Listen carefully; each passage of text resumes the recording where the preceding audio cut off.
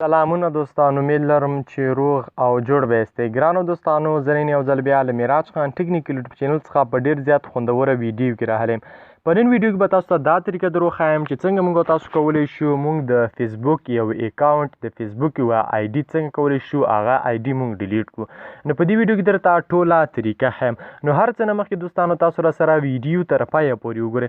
او دوستانو که چیرته تاسو زموږ په چینل کې نوي یاست او تاسو تر اوسه هم زموږ چینل نوي سبسکرایب کړئ نو مهرباني وکړئ زموږ چینل در سره سبسکرایب کړئ. په دې سبسکرایب اپشن دوستانو تاسو ته ښکاري دا سور په دې سبسکرایب اپشن باندې کلیک وکړئ او په خوا کې کوم دا د بیل یا د ګنټې نشان چې راوځي په دې باندې کلیک وکړئ او په آل باندې کلیک وکړئ دوستانو. او دوستانو ویډیو در سره لازمي لایک کړئ دوستانو.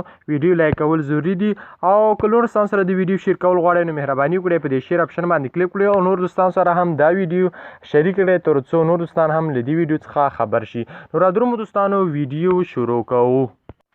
نو هر څه نه مخکې به دوستانو تاسو خپل فیسبوک ور خلاص کړئ چې هر یو فیسبوک خلاصوئ.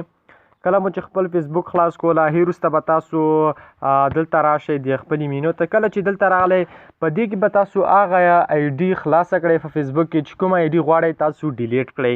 نو هغې وروسته به راشئ کله مو چې آی ډي خلاصه کړه هغې وروسته به راشئ دلته لیکلي سیټینګ ان پرایونسي په دې سیټینګ ان پرایونسي باندې به تاسو کلیک وکړئ.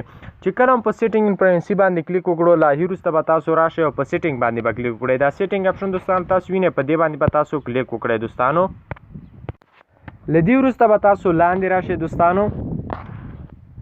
ښه به لاندې راشئ. کله چې لاندې راغلی دلته به په دې اکاونټ دې باندې به تاسو کلیک وکړئ.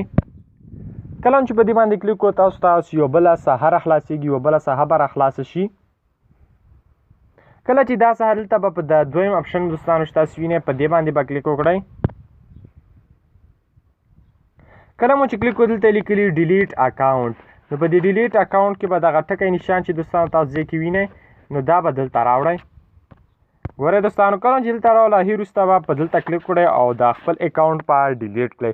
نو دا زما خپل رسمي اکاونټ دی دا زه نه ډیلیټ کوم. تاسو به بیا وروسته په دلته کلیک وکړئ او دا اکاونټ به تاسو ډیلیټ کړئ. نو په دې طریقې سره تاسو کولی شئ چې یوه فیسبوک آی ډي یا د یو فیسبوک یو اکاونټ چې دی ډیلیټ کړئ. نو په دې هیله دوستانو چې دغه ویډیو مو راسره خوښه شوي وي که ویډیو مو خوښه شوي وي حتما در سره لایک او شیر کړئ. معراج خان ټیکنیکل یوټیوب چینل هم در سره حتما سبسکرایب کړئ. مننه دوستانو، خوشحاله اوسئ.